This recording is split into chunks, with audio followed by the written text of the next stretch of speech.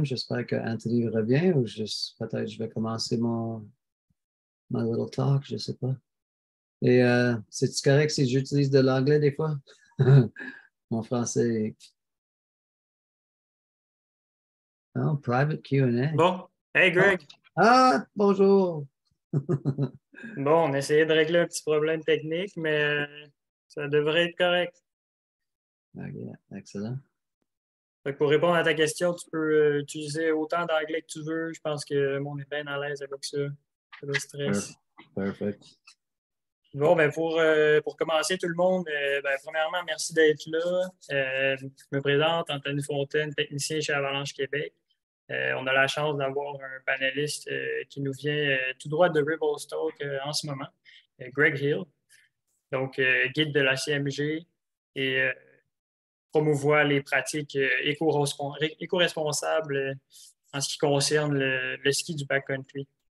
Donc, on va avoir une belle présentation de sa part ce soir. Je voulais prendre le temps aussi de vous remercier de vous être inscrit et d'avoir fait un don si c'est le cas. Justement, ça va pouvoir nous aider. Je ne sais pas si vous avez remarqué sur le site, pour le site d'Avalanche Québec, on a perdu notre station météo au sommet des Mines-Madeleine. Fait que ça va pouvoir nous aider à la remettre sur pied dès le plus vite possible. Là. On va essayer de faire ça dès qu'on aura une chance. Donc, merci pour ça. Puis sans plus attendre, là, étant donné qu'il est déjà 6h15, ben, je vais laisser la parole à Greg. Puis comment on va fonctionner, là, si jamais vous avez des questions, là, ben, mettez-les dans le chat. Puis à la fin de la présentation de Greg, on va juste y aller un à la fois. On va faire une séance de questions-réponses, là. Puis on va prendre le temps de répondre aux questions de tout le monde, là. Donc, bon visionnement à tout le monde. C'est à toi, Greg. Ouf! OK, j'ai un peu peur. En premier temps, je vais m'excuser. Mon français est un peu rouillé. Je vais faire de mon mieux, mais j'ai comme une centaine de mots que je réutilise pour parler en français. Mais en tout cas, je vais faire de mon mieux. Puis s'il y a des fois, c'est sûr que je vais utiliser dans l'anglais parce que les montagnes, pour moi, je les ai appris en anglais. Alors, il y a des mots que j'ai jamais appris en français et que je sais même pas. Mais comment ça va marcher aujourd'hui? Je vais juste comme, on va prendre un petit rando dans ma vie. On va voir où j'ai commencé à skier, comment je me suis mis dans l'Ouest et comment j'ai pris mon parcours pour devenir un guide puis un enfant des montagnes. Puis après ça, on va voir les cas dans ma vie où j'ai vu que les changements climatiques ou la crise climatique était là, mais je ne savais pas quoi faire. Puis après ça, il y avait un point où j'ai décidé, OK, c'est à moi de faire des changements parce que if it's not me, who's going to do it? Alors, j'ai commencé à faire des changements. Alors, je vais juste prendre le share screen, puis on va aller prendre un petit randonnée dans ma vie.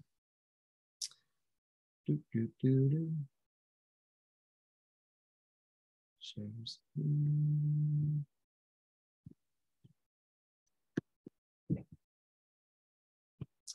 Alors, à ce point-là dans ma vie, j'ai 47 ans, puis la plupart de ce que je fais, c'est je trouve des virages comme ça dans les montagnes. Et celui-là, c'était à 11 heures du soir, puis c'était à Pemberton, puis c'est vraiment, pour moi, les randos dans les montagnes, c'est juste magique. Alors, c'est vraiment, on est chanceux d'être là, et c'est ça que cette photo, il me dit, que la vie est incroyable et on est chanceux et on devrait faire le plus qu'on peut de ce qui nous donne de la passion. Alors, pour moi, je viens du Québec. Je viens de Sutton.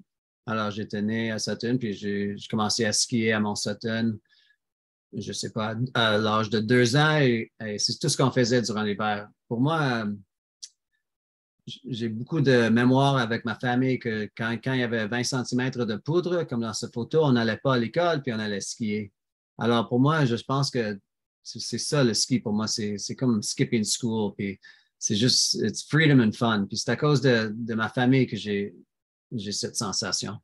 Ouais, j'ai beaucoup de frères et des sœurs, puis dans cette photo-là, moi, je suis le plus petit à gauche. Mais c'est mon frère avec le capuchon, c'est lui qui m'a aidé à être vraiment un gars environnemental. Et on va parler de ça plus tard. Ça, c'est moi quand j'ai, je sais pas, 11 ans à Sutton, un bon style. Puis on s'amusait, c'est tout ce qu'on faisait. J'étais sur le ski club, puis j'étais jamais vraiment bon, mais j'avais le passion, puis je voulais skier tous les jours. Je pense qu'en la troisième année, j'ai skié 60 jours cette année. Alors, c'est tout ce que je voulais faire. Puis ça fait make sense qu'à la fin de ma vie, je suis un skieur de montagne. Mais de ce point-là, de devenir d'un gars du Québec, puis évoluer à ce point-là où je skie les grosses montagnes, ça m'a pris beaucoup de temps. On ne vient pas du Québec, puis on vient dans les montagnes, puis on peut juste tout skier. Ça prend beaucoup de temps. Il faut prendre beaucoup de cours. Il faut trouver des mentors et d'autres gens avec plus d'expérience, puis vraiment développer son mountain sense. Parce que c'est vraiment beau, c'est incroyable, mais il y a des fois que c'est pas sauf. Pour moi, j'ai pris mon cours d'avalanche sur Level 1 à Rogers Pass en 1999. Puis, il fallait que je prenne des cours parce que j'avais tellement d'énergie que je savais que j'allais me tuer si j'avais pas d'informations et if I didn't know how to do it. So, j'ai pris mon cours d'avalanche, puis c'était quand on était dans le cours, on creusait des trous, puis on regardait toutes les the layers. Puis à un point, il y a un guide qui a dit Hey, avalanche! Puis on a regardé en haut de nous autres, puis il y avait une grosse avalanche de classe 4, une des plus grosses avalanches qui peut arriver, qui venait vers nous. C'était comme des nuages, des brumes, puis ça nous arrivait. Puis on a couru dans les bois, puis on était correct, mais il y avait 5 personnes qui se sont fait pogner, puis on était là, all of a sudden, we were the rescue party. Puis c'est à cause de ça, ça m'a vraiment montré que les montagnes sont incroyables, c'est des jours les plus magnifiques, mais si on fait des erreurs ou we don't pay attention, c'est sûr qu'il y a des choses qui peuvent arriver. Puis cette journée-là, j'ai perdu un ami. Il paraît que je connaissais le groupe en haut de nous autres. Puis un autre ami, lui, s'est tout cassé. Alors, ça m'a vraiment dit que je devrais trouver des mentors et des guides qui m'aideraient à développer pour que je me tue pas. Puis, parce que comme cette photo est décrite, c'est magique là-bas. Puis, sans savoir quoi faire, c'est sûr que je ne serais pas ici ce soir. Alors, pour moi, j'ai pris beaucoup de temps. Je plantais des arbres durant l'été et durant l'hiver, je skiais une centaine de journées en rando. J'ai commencé à Banff, puis après ça, j'étais allé à Whistler. Mais tout le temps, il parlait toujours de Revelstoke et de Rogers Pass. Alors, pour moi, en 1200, je suis venu à Revelstoke. Puis, je me suis dit, c'est ici que je vais apprendre les avalanches, que je vais apprendre comment marcher dans les montagnes et être sauf avec mes amis. Parce que même ici, en montant cette montagne-là, on était sur des pentes pas raides parce qu'on savait qu'il y avait des problèmes d'avalanche. Alors, on restait proche des roches, puis tout ça, puis ça ne le montre pas, mais juste à 150 mètres à droite, on a déclenché une avalanche size 3 qui a descendu de la montagne. 500 feet, 4,600 feet. Alors, pour moi, je sortais chaque jour pour juste trouver des endroits puis connaître les montagnes. Et toujours, c'était pour faire du ski, mais les challenges de monter et d'être sauf, ça te donne beaucoup à penser. C'est vraiment satisfaisant quand tu prends une ligne comme ça et que tu te fais sauf et you pull it off. Et c'est une feeling incroyable. Et pour moi, c'est ça que je cherche. C'est physique, mais c'est toujours mental aussi parce qu'il faut être safe. On veut toujours skier un autre jour. On ne veut pas faire des erreurs puis se tuer. En tout cas, ça, c'est une journée de Revelstoke. C'est ça le rêve pour moi. Nice slough off in the background. Pour moi, j'étais allé à l'université, mais j'avais un père qui voulait que je sois un succès. Alors, quand je suis revenu dans l'Ouest, puis j'étais un ski bum, j'avais quelque chose que fallait que je prouve à mon père, ou à moi-même. Alors, j'ai pris des épreuves de verticaux. Pour moi, il y avait des limites qui étaient là, mais je les regardais puis je disais, lui, il a fait, je sais pas, 5000 mètres, moi, je peux faire 10 000. Puis alors, pendant beaucoup d'années, quand je faisais des explorations, j'essayais aussi de m'explorer mes limites verticaux. Puis c'est arrivé à un point que je suis allé ici à un cours au Colorado et une conquête, maybe, a competition. Puis pendant 24 heures, j'ai monté et j'ai descendu la montagne avec un groupe de gens. Puis à la fin de la journée, à 23 heures, j'ai fait 50 000 pieds de déniveau. C'est comme 15 kilomètres en une direction. Alors, pour moi, c'était des défis qui me donnaient de la satisfaction, puis ça me disait que je n'étais pas juste un ski bum. Mais en même temps, c'était l'exploration des montagnes qui me donnait le plus de satisfaction. Alors, je voulais avoir des années de plus de verticaux possible de déniveau possible parce que ça me disait que je vivais une vie incroyable. Et je me suis donné des défis. J'ai essayé, cette année-là, j'ai fait 1 million de pieds, 300 kilomètres de déniveau cette année de neige poudreuse et de montagnes. Et c'était vraiment incroyable. Mais dans ma tête, je savais que j'avais toujours un défi que je voulais essayer. C'était 2 millions de pieds. En l'année 2000, je voulais le faire, mais je n'avais pas assez d'expérience ou de mountain sense. Alors, en 2010, j'ai essayé ce défi. Alors, chaque jour, il fallait que j'ai une moyenne de 1700 mètres de déniveau. Alors, si je prenais une journée de congé, il va falloir faire 1700 mètres de plus une autre journée.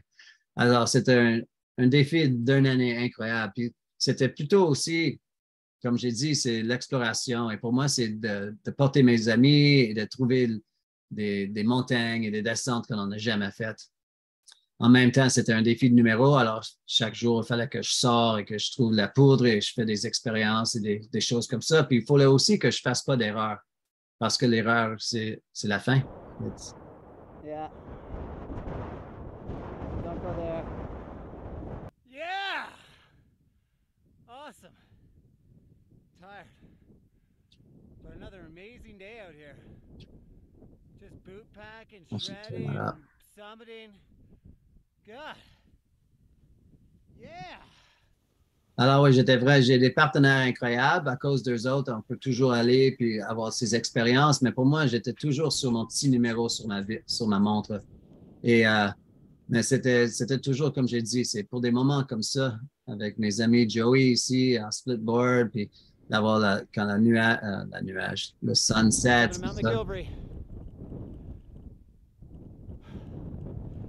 Just ticked over 500,000. March 24th. So I'm about a week ahead. What's the first thing I think? I think, awesome! Time to focus on 1 million. But with that, it's been amazing. It's been excruciating. It's been challenging. It's been exactly what I'm looking for. Something to really focus on, something to commit to. And wow, gotta do that 3 more times. At least I don't have to do it 4 more times. Yeah. Alors, comme on voit ici, c'est un défi que je voulais faire et c'était vraiment dur. Et on ne va pas prendre 1 heure pour voir toutes les montagnes que j'ai grimpées.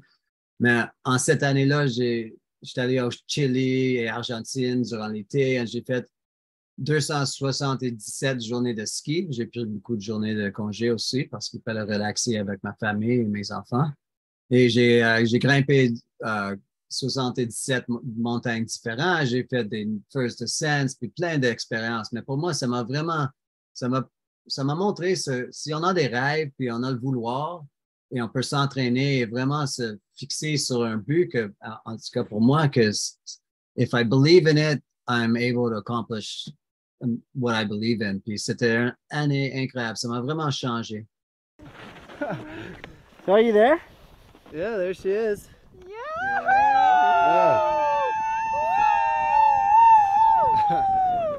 Whoa, I guess I am gonna get emotional. Holy shit. You're a nutbag. You're crazy. Yeah. Holy shit. 1 year.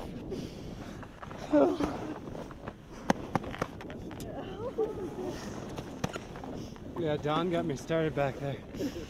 We were talking about it. Wow. Well, what better place to finish it off than Rogers Pass? With friends and family, for sure. And frozen tears. Alors oui, c'était une année incroyable, mais je savais dans mon cœur qu'il y avait un problème. Je savais que chaque matin que je sortais tout seul dans mon auto, mon F-350 ou mon motoneige, mon snowmobile, qu'à un point, j'adorais la nature et c'était tellement important, mais sur l'autre côté, je le tuais en mes actions. Et je ne savais pas quoi faire à ce point. En 2010, il n'y avait pas beaucoup d'options, mais je savais que ce que je faisais, ce n'était pas parfait et ça valait, I couldn't keep going. Mais je savais pas, j'avais pas de choix vraiment. Mon frère, à ce point-là, lui, il faisait des TED Talks sur Weekday Vegetarian. Puis c'était une idée que un de nos problèmes climatiques, c'est la viande qu'on mange. Alors lui, il avait une idée que de lundi à vendredi, on ne mange pas de viande et on le faisait juste sur les fins de semaine. Mais moi, à ce point-là, j'étais pas prêt. J'avais pas le cœur pour des sacrifices, des choses comme ça. Alors, je savais que je voulais changer, mais j'avais pas le cœur encore. Alors, j'ai essayé en une autre direction. J'ai essayé de faire un mois d'aventure sans gaz. Et parce qu'il n'y avait pas d'auto électrique, il n'y avait juste vraiment pas des options. Alors, ce mois-là, je partais de ma maison sur ce vélo et j'essayais de grimper des montagnes avec mes amis. Et c'était un mois incroyable. À part de mes vêtements plastiques et des choses comme ça, je n'ai pas utilisé de gaz ce mois-là. Mais chaque fois que j'étais allé au Trailhead, mes amis, eux autres, ils arrivaient en auto, puis il y avait toujours de l'espace pour moi. Alors, c'est comme j'essayais de faire des changements, mais il n'y avait pas de point parce que eux autres, ils ne venaient pas avec moi. Ils ne voulaient pas faire, je ne sais pas, 30 km de vélo plus 2000 de déniveau en ski. Puis, alors, c'était trop dur. Et à ce point-là, je savais que les changements, si les gens le feront et moi, je voudrais les faire, c'est qu'il faut être plus simple. Ça ne doit pas être dur parce que si c'est dur, on ne va pas le faire. Alors, c'était un mois incroyable. Je n'avais pas utilisé de gaz. J'ai fait 11 sommets, mais je me suis dit, ça ne va pas marcher. On n'est pas des fous comme moi. On n'est pas tous des fous comme moi. Alors, j'essayais de trouver d'autres choses à faire, mais il n'y avait pas de choix à ce point-là. Pardon. Alors, j'ai continué à faire des aventures. J'étais avec mes compagnies. Je suis un athlète avec Arc'teryx, puis Salomon, puis Gore-Tex, puis avec toutes mes compagnies, je me disais, il faut que je fasse des aventures pour eux autres parce que c'est ma job.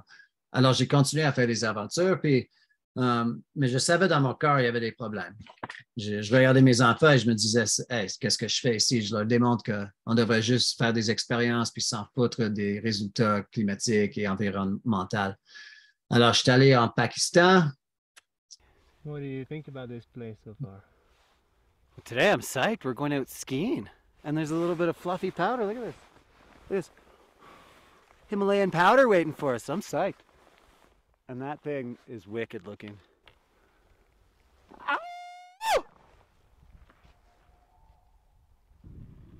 On voulait monter la montagne en arrière, mais ce jour-là, on pratiquait, on allait voir juste monter une montagne de 5500 mètres et juste faire une petite descente, juste voir la neige. Puis la neige était incroyable. Ça, c'est first ascent, blablabla, mais parfait. Comme regarde ça, c'est la poudre. Puis pour moi, à ce point-là, je venais juste de faire mon cours de guide Full Ski Guide. Alors, l'association de guides canadiens, ils m'ont dit, toi, tu connais les montagnes. Alors, j'ai eu une petite crise de confiance. J'en avais trop. Puis, je venais juste de faire un mois où j'ai fait un défi de 100 km de déniveau en un mois. Alors, dans ma tête, j'étais là, je sais comment monter les montagnes, je suis incroyablement fit et I'm indestructible. Alors, j'avais way overconfidence. Puis, il y avait des caméras, alors je me suis dit, on va faire un film ici, je devrais aller sur la côte là-bas puis faire des virages parce que ça va être vraiment beau. Ça va être des virages de héros. Et un petit Kodak Kurd m'a fait que on n'avait pas vu d'avalanche, il n'y avait pas de signes partout. Vous avez vu cette neige-là, la neige est poudreuse, il n'y a pas de wind slab. Puis c'était vraiment, les montagnes étaient calmes. Et puis moi, j'avais besoin d'un peu de l'excitation. I needed some adrenaline. J'étais un bit of an adrenaline druggie. Alors, je me suis dit, hey, je connais les montagnes, je vais y aller. Alors, j'ai commencé à droite ici, vous me voyez. J'ai fait 2-3 virages. Et j'ai déclenché un huge avalanche. pour rester calme, calme, calme. Puis après, à ce point-là, l'avalanche m'a pris. J'ai descendu 500 mètres dans un couloir, comme I say a doll in a dryer. Je ne sais pas comment dire en français, mais pour 500 mètres, j'étais tumbled down the mountainside. Mais puis en descendant, j'ai eu une crise or some pain in my leg, puis je savais pas, mais je savais qu'il y avait quelque chose qui était arrivé. Mais en descendant, je me disais, nage, nage. Puis comme dans l'océan où qu'on est, on connaît which way is up. J'ai nagé. Tout le temps, je nageais. J'étais vraiment chanceux parce qu'à la fin, je suis arrivé aux côtés de l'avalanche et j'étais sur mon français, une paire des fois.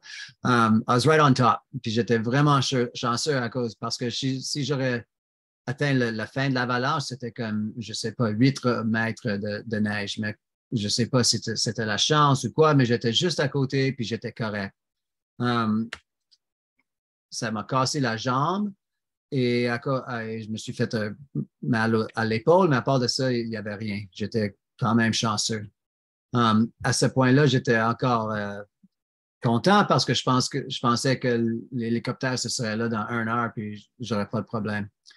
On était à, je ne sais pas, 4500 pieds ici, 5000 pieds, puis je pensais, ils vont venir bientôt.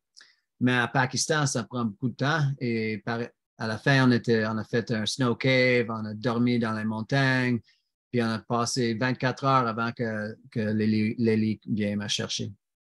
Puis une fois que j'étais tellement calme, j'avais mal, mais on ne pouvait rien faire. Puis une fois que je me suis fait sauver, I cried for 30 minutes in the helicopter. Puis c'était vraiment, je pensais que ma vie était changée, que je ne pourrais plus faire des aventures, puis que ça a tout changé.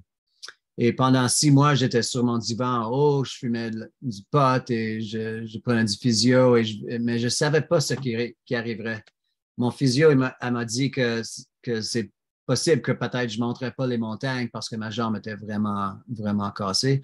Et c'est possible que je ne ferais pas les aventures que je ferais.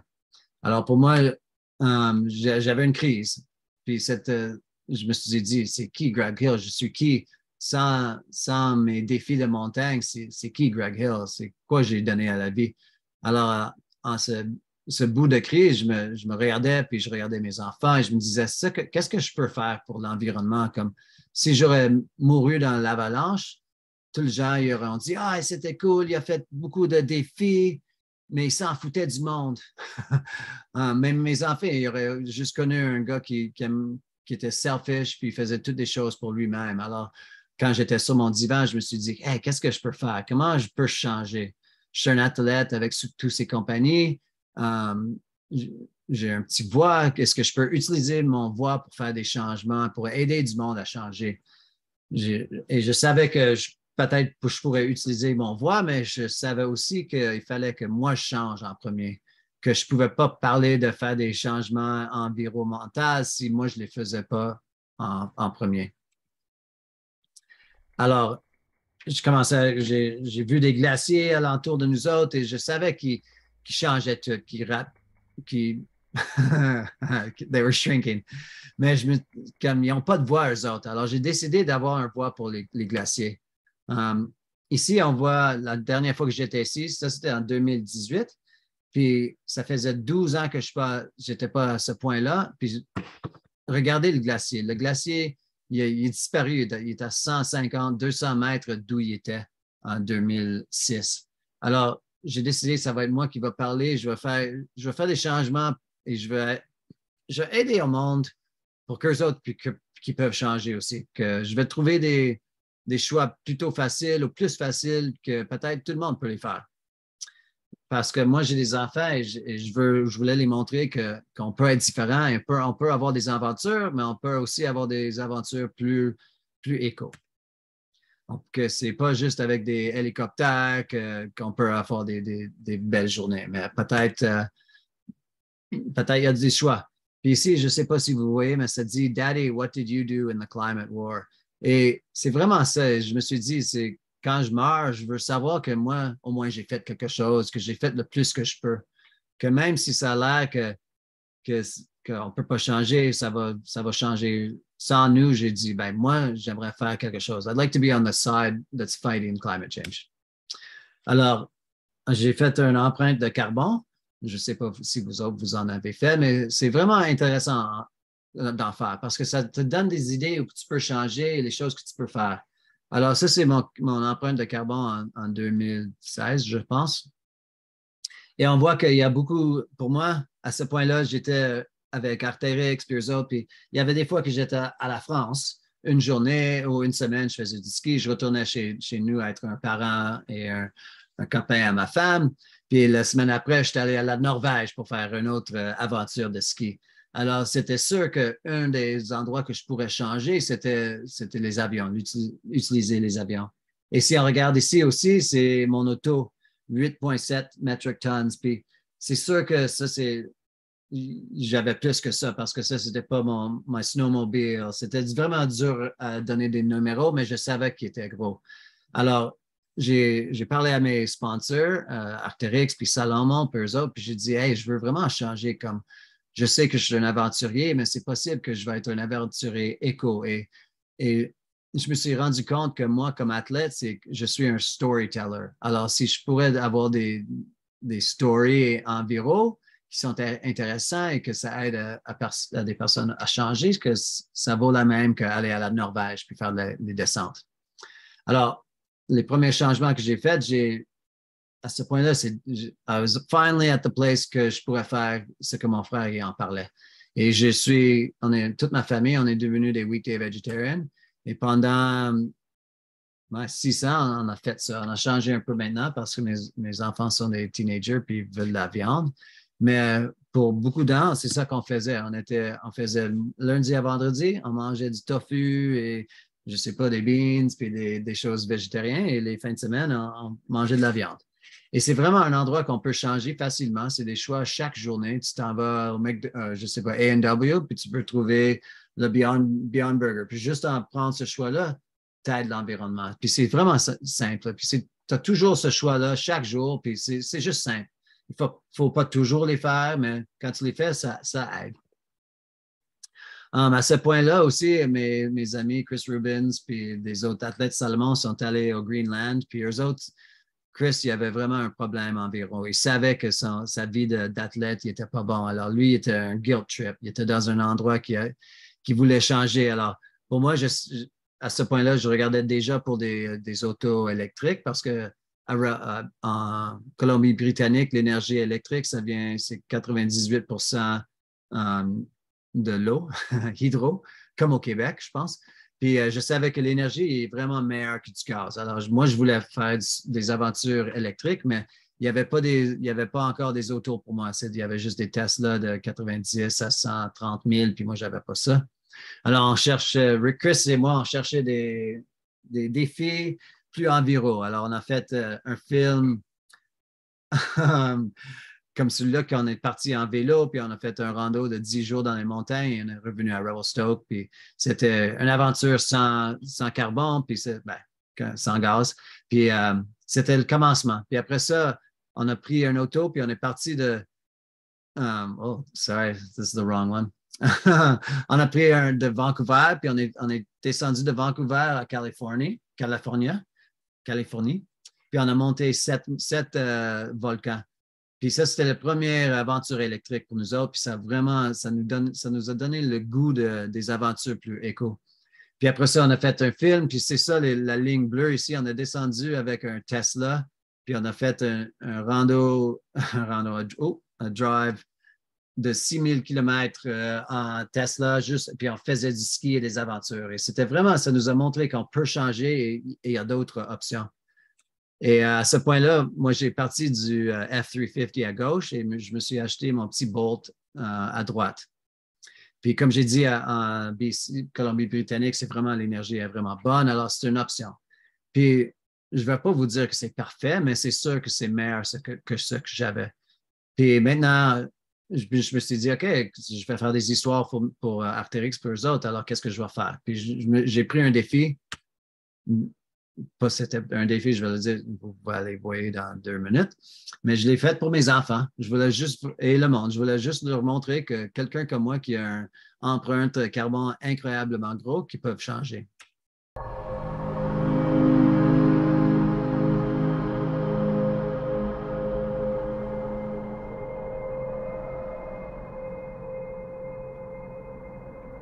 I've always approached skiing a little differently. I just see the potential, I see what else you can do, and I always search for that.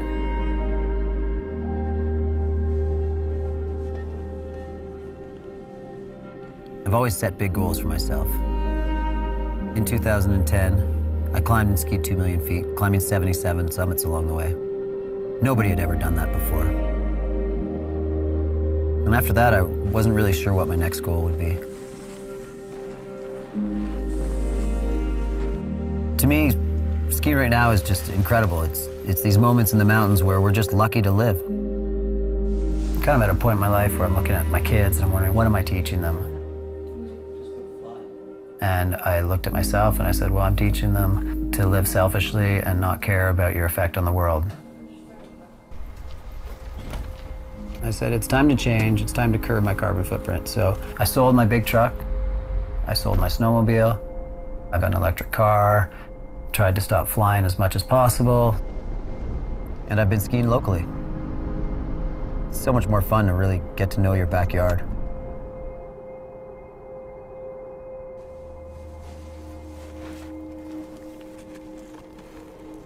Exploration to me doesn't just mean climbing summits and skiing new lines. It means exploring new ways of living, new ways of accessing adventure, just exploring new ways of being.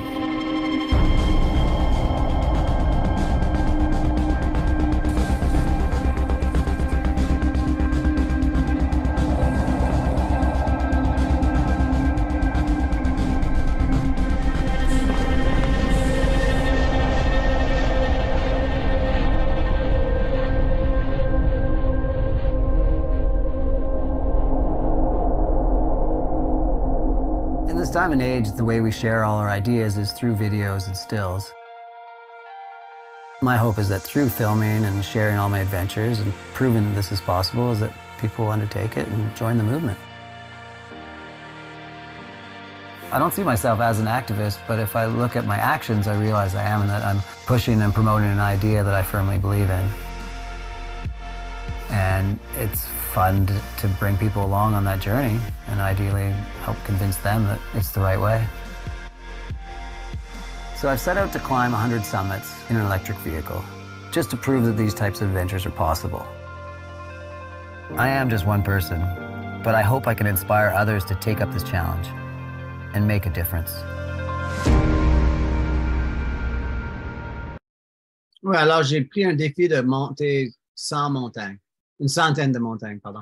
Et comme ça démontrait que les véhicules électriques, c'était possible pour tout le monde. Parce qu'à ce point-là, en 2017, il n'y avait pas beaucoup de gens qui croyaient que les véhicules électriques ils marcheraient pour leur vie. Et pour moi, j'habite à Revelstoke, il y a plein de neige, c'est une ville de montagne. Et si c'est possible ici, c'est possible partout. Alors maintenant, après ça, je sais pas, j'ai une 110, 120 montagnes électriques. Probablement 115. Puis j'ai conduit à peu près 170 km, 1000 km électriques. Et c'est vraiment, c'est juste moi, mais ça, c'est un gros changement. Et ça aussi, durant ce point-là, j'ai changé beaucoup d'attitude aux véhicules électriques et ça a démontré c'est quoi possible. On a fait un film Electric Greg, que je ne sais pas si vous avez vu sur Facebook, mais c'est bon, ça démontre ce qu'on peut faire comme des individuels. Il y a aussi beaucoup de changements qu'on peut faire juste sur les terrains où on habite. Et pour moi, j'ai grossi beaucoup de légumes et des choses comme ça. Et ça me donne, c'est satisfaisant quand tu as des carottes comme ça et tu donnes à ta famille et tout ça.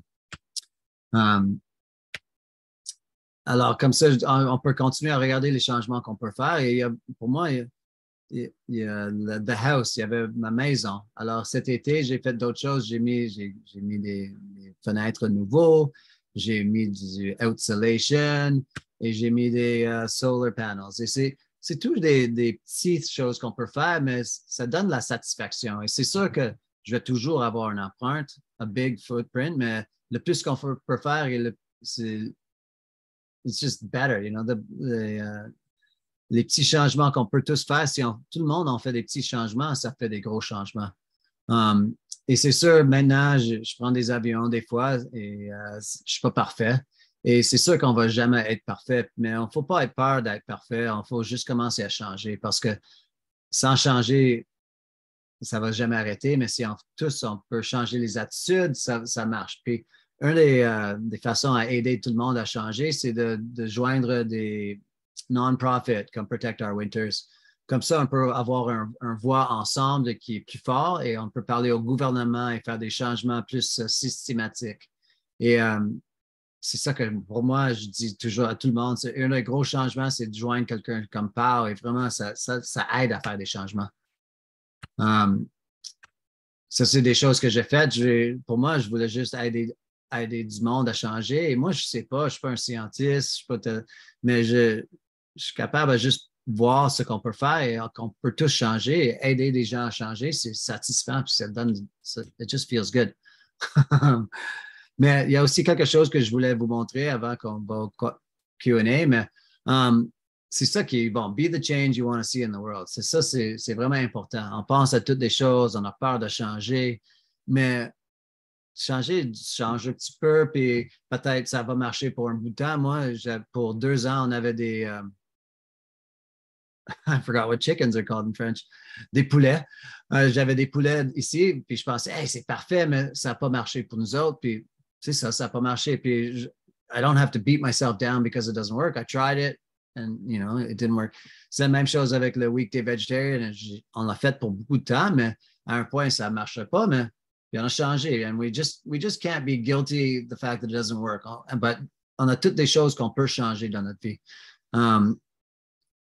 Je vais juste vous montrer. Alors, au printemps, j'étais vraiment chanceux. Je me suis fait inviter pour aller au Mount Logan. Puis, toutes les choses all the facts, all the scientific facts, ils viennent d'où?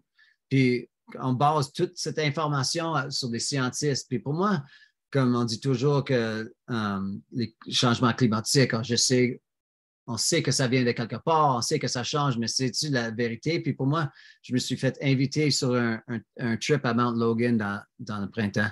Et je suis allé avec Ali Cristiatello et Mount Logan, c'est la montagne la plus grosse au Canada. Puis eux autres, elles voulaient monter la montagne pour prendre un ice core au sommet pour découvrir ce qui a changé sur les glaciers durant les derniers 30 000 ans. Et c'était vraiment intéressant parce que toutes les choses qu'on dit quand on parle des changements climatiques et environ, c'est à cause d'une fille comme ça qui a monté dans les montagnes pour trouver l'information. Alors, pour moi, mai dernier, on a passé 2 semaines à monter la montagne. C'était un défi juste à monter la montagne, c'était assez dur. Puis, on n'a même pas fait commencer le science. On a monté, c'était 2 semaines de défis incroyablement dur, mais incroyablement beau. Il faisait froid. Blablabla. Et après ça, on est arrivé à, je sais pas, 5000 mètres. Puis on a descendu tout les scientific exploration stuff pour do a glacial core. Puis eux autres, ils voulaient trouver l'endroit le plus plat pour trouver the best glacial ice layers they could. Alors, pour 2 semaines, on est resté là, dans ces tentes-là. On a creusé un trou dans la glace. À ce point-là, on a déjà perdu 3 personnes qui étaient thick from elevation. Mais, alors, moi, j'ai commencé à leur aider. On était là pour les filmer, mais j'ai décidé de leur aider. Greg, yeah. Je t'arrête une seconde. On voit pas ta dernière vidéo, dans le fond. Il ne marche pas? Non. Ah, parfait. Excusez. OK, 2 secondes. Just to show, let's new share. How would I do this? Merci, Anthony. Classic. Alors, vous le voyez maintenant? On voit. OK. Pardon. Je vais le faire en vitesse. Alors, on a monté Mount Logan avec Ali. C'était incroyable. C'était, comme j'ai dit, c'était un défi vraiment dur juste à monter la montagne. On avait des tempêtes, on avait des défis. C'était vraiment incroyable. Puis après ça, on est arrivé au high camp ici. Puis comme j'ai dit, il voulait trouver l'endroit où le glacier était le plus profond, mais aussi le plus pas cassé. Puis on a resté 2 semaines ici à sortir de la glace. Alors, chaque fois, on descendait ce tube, puis on sortait des, je sais pas, 60 à 80 cm de glace. Et on prenait toute l'information, comme ça, on sortait de la glace, puis on a creusé un trou de 330 mètres de glace. Puis, ici.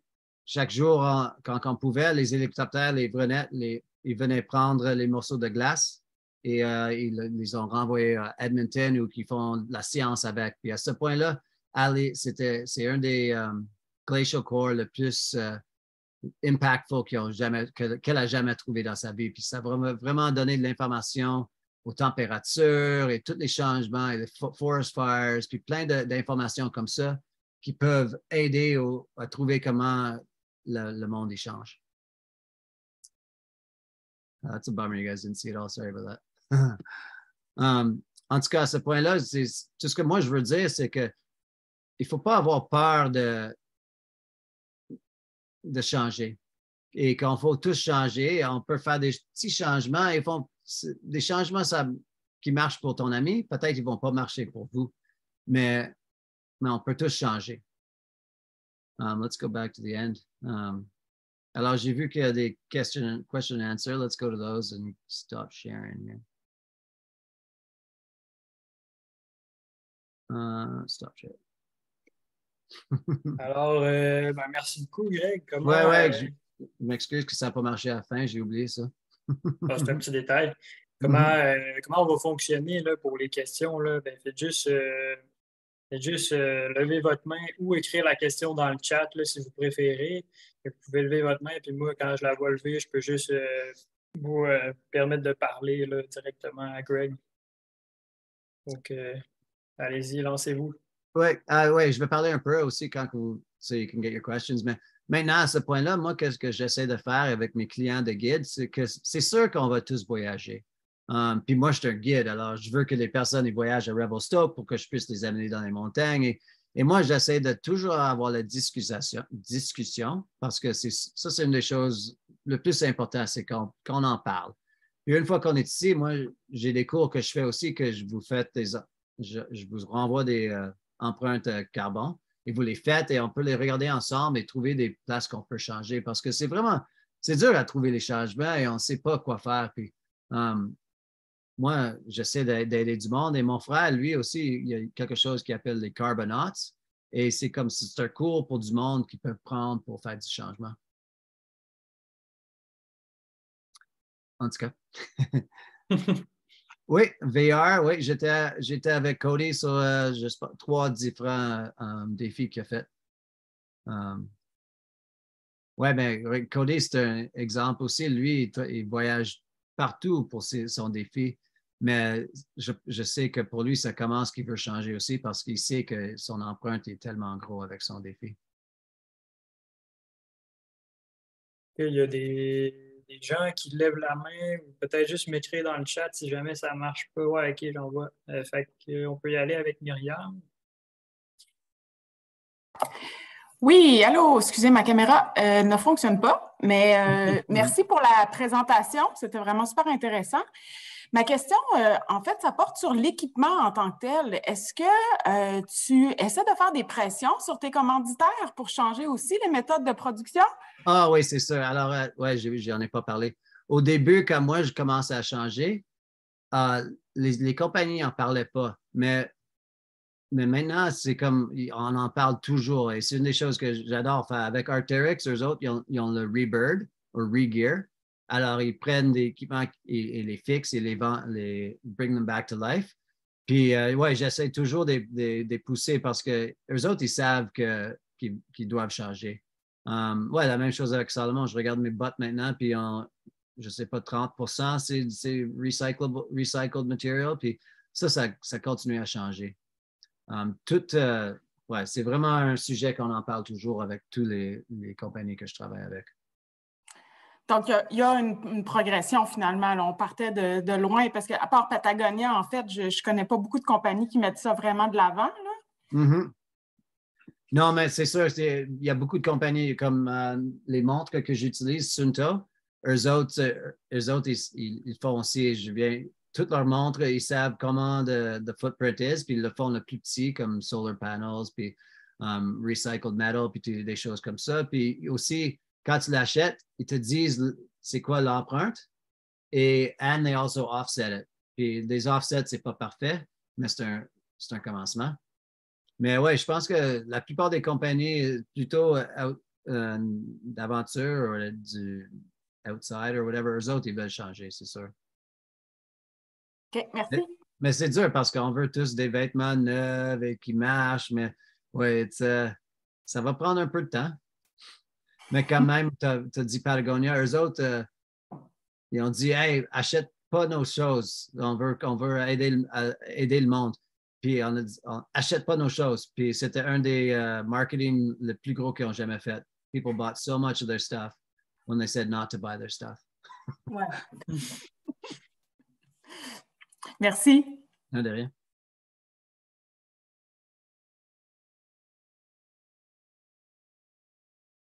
Y en a-t-il d'autres? D'autres questions? C'est le temps.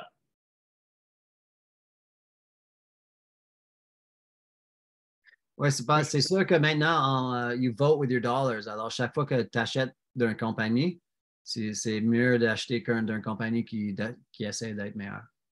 Une question de Marc-André. Est-ce que tu connais certaines compagnies dans le plein air, autres que Patagonia, qui sont B Corp? B Corp? Oui. Ouais, j'étais allé Salomon, eux autres, ils travaillent vraiment fort pour devenir un B Corp. C'est un de leurs buts. Mais je ne sais pas, à Arc'teryx, eux autres, ils font beaucoup, mais je ne pense pas qu'ils sont B Corp encore. Mais eux autres, c'est sûr qu'ils essaient, comme ils savent que un des les plus gros impacts qu'ils font, c'est dans les matériaux, dans les usines, puis dans juste la construction de leurs matériaux. Alors, ils essaient de trouver ça. Je ne sais pas si je peux vraiment décrire c'est quoi B Corp. B Corp, c'est un standard environmental standard qui est vraiment dur à devenir parce que les standards sont vraiment gros, mais une fois que tu es là, c'est que tu fais le meilleur que tu peux, I guess. Marc-André, can you explain that better to Camille?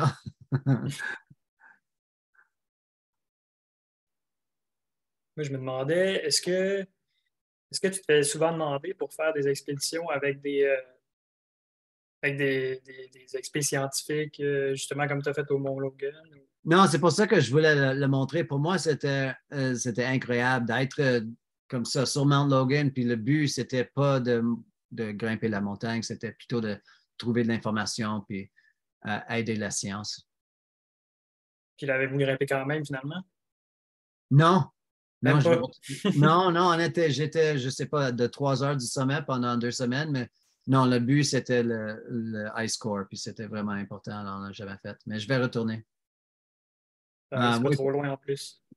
Non, exactement. Je pense que nous autres, parce qu'on est des personnes de passion du plein air, que c'est à nous de le défendre.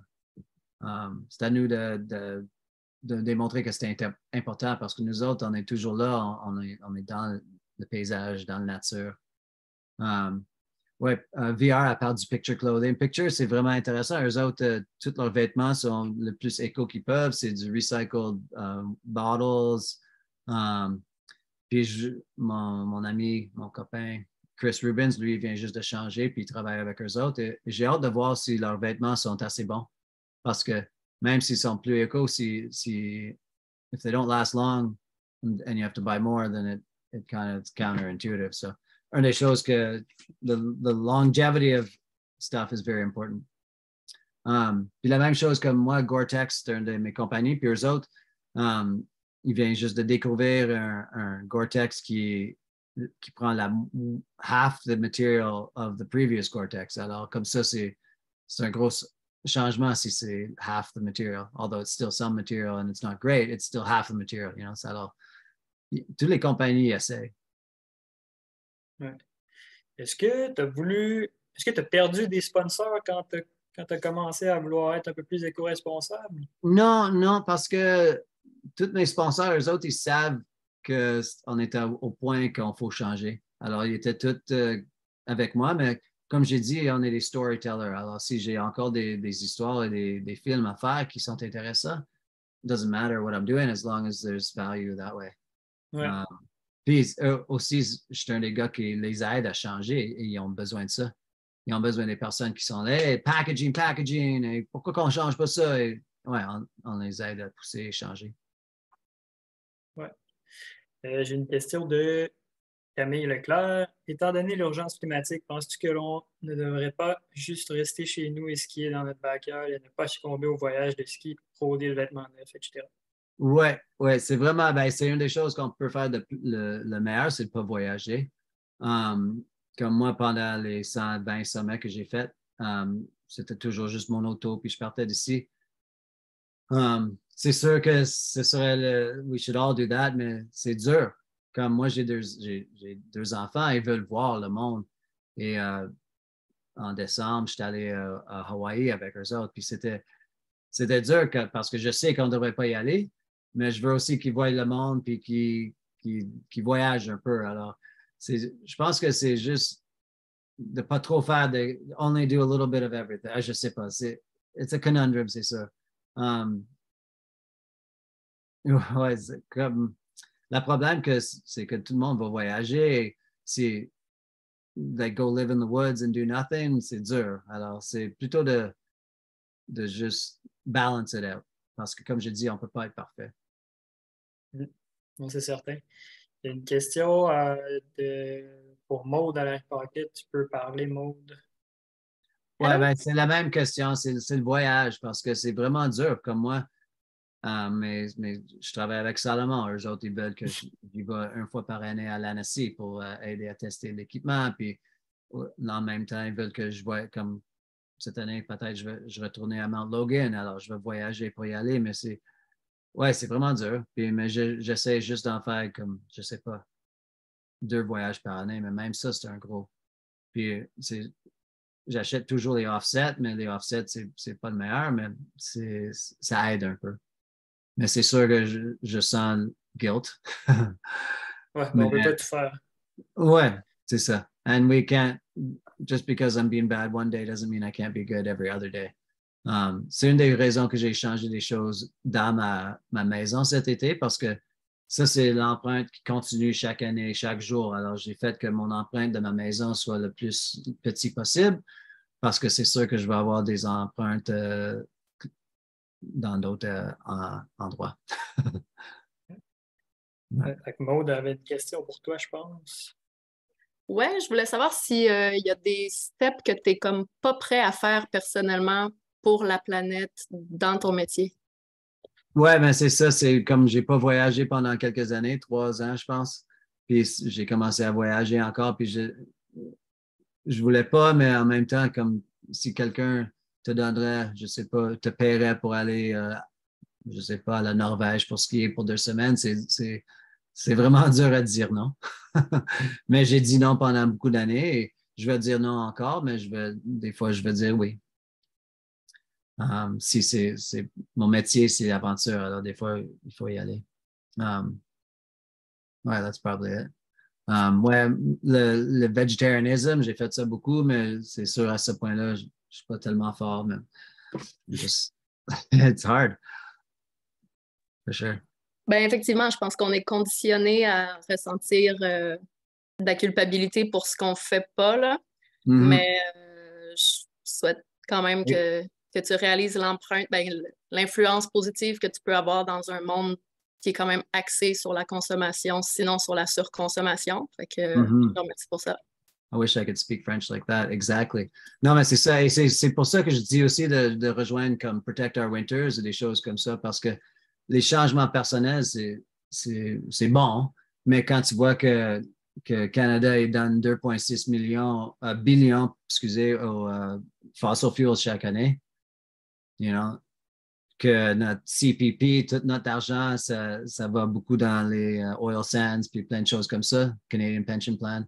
Alors, on peut faire des gros changements systématiques, mais pour ça, il faut avoir une voix, puis la voix, ça doit être avec des non-profits et des choses comme ça. Parce que moi, mes changements, c'est petit, mais quand tu vois les gros changements que tu peux faire comme ça, c'est ça, les gros changements. That's where the big levers are going to be pulled.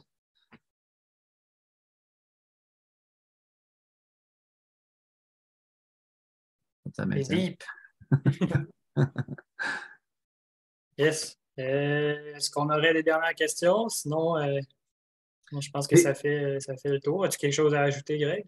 Ben, si vous avez des questions, Greg Hill, je ne sais pas, Instagram, c'est _Greg Hill. Écris-moi en français, je pourrais toujours répondre parce que j'ai le temps, j'aime aider du monde. Puis, ouais, c'est ça. Pour moi, ouais, en finissant, c'est ça, c'est sûr qu'il y a des choses qui ne vont pas marcher pour toi, mais il faut toujours trouver les choses qui vont marcher. Et inquiète-toi pas, we'll get over this. We'll fix it. Une petite Mais il faut question faire des changements, c'est sûr. Il faut faire des choses parce que comme the little cartoon I showed, you want to be the person that's helping the change. You want to be part of the solution and not the problem. And just to do our best and not get too hard on ourselves. C'est clair. Une petite dernière question peut-être là, de Jérémy Morin qui te demande c'est quoi ton prochain défi?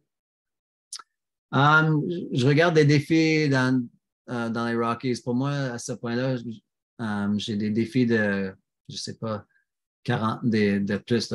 C'est une traverse de 300 km peut-être qu'on va faire ou une traverse de 150 km, puis on va essayer de le faire en vitesse dans les montagnes. J'ai un ami qu'on a fait beaucoup de défis comme ça, puis c'est vraiment le fun. Je ne sais pas pourquoi. Mais ouais, avec Andrew, l'année passée, il y a 2 ans, on a fait Bugs to Rogers en 52 heures. C'était incroyable, c'était super fun. Puis l'année passée, on a fait 15 sommets au Spearhead en une journée de 20 heures. Et cette année, on va faire un autre défi comme ça quelque part. On n'est pas sûr encore. Mais... Et puis c'est tout dans ton coin en plus. Oui, exactement. Ouais. Et maintenant, j'essaie de me mettre en forme parce que chaque année, je suis en forme, je ne suis pas en forme. Je suis en forme, je ne suis pas en forme. Alors, maintenant, ça monte. Je suis sûr que tu es très en forme encore après 2 millions de verticales comme ça. Ouais, c'est... non. Ben, écoute, merci Greg, c'était vraiment intéressant. Je te remercie beaucoup pour ton temps. Mm-hmm.